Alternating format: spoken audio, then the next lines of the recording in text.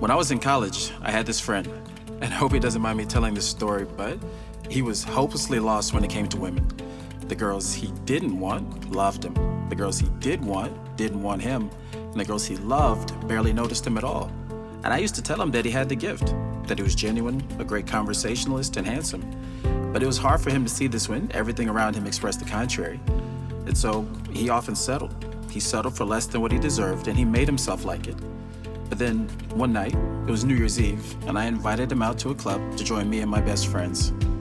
I told him, before we even left the car, that night he would see his true worth. And sometimes that's all you need, is a little push and a tiny bit of evidence that you can do it. Now, you won't believe me, but he was a star that night. The most beautiful women flocked to him. It was unbelievable. Every time I turned around, he was chatting and dancing with another one. And the crazy thing is that he never changed. We drove 100 miles up the road, and that was it. When the club closed and everyone let out, I pat him on the back and said, "You are the chosen one." His eyes, they beamed with pride, and I think we both knew that he was born that night.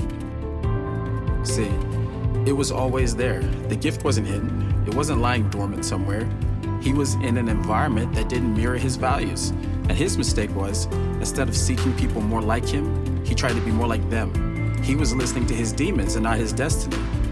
Some of you are at the wrong job, wrong neighborhood, wrong city, married to the wrong man or woman, friend to the wrong person, captivated by the wrong subjects.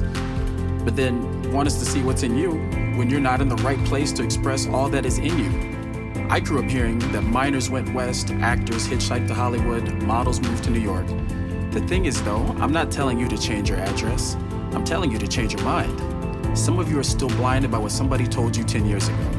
Still hurt by something your boyfriend said. Still crippled by not making the team last year. There is more in you than you know. Why do you believe in your failures more than your gift? Is it worthiness? Because you are worthy. Is it fear? God has not given us a spirit of fear, but of power and of love and a sound mind. But you have to stop running away from the challenges and the obstacles that are necessary to reveal those gifts and purpose. You can't be afraid to take an AP course or accept a promotion. So what your dream school is out of state? Don't be scared to guard the hardest player. Take the job that will humble you. My greatest fear growing up was wondering if I had a gift and I could draw, paint, run, carry a tune, and make others laugh. There they were in my face, but because others didn't recognize them as gifts, I believe I had nothing to offer. I fell into a depression and turned to books to learn how to make people like me. I studied psychology, seduction, persuasion, charm, philosophy, and success, and you know what? I became successful in the eyes of many, but what I'd really been developing was the ability to see the best and worst in others, and then work impossibly hard, despite the hardship and hopelessness I was experiencing, to inch them closer to their dreams, and that would become my purpose, to motivate others to strive for the fulfillment I was missing. But my real gift was that I never gave up.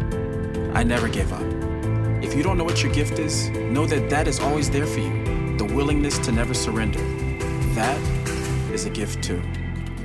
So don't get too hung up on where you are right now.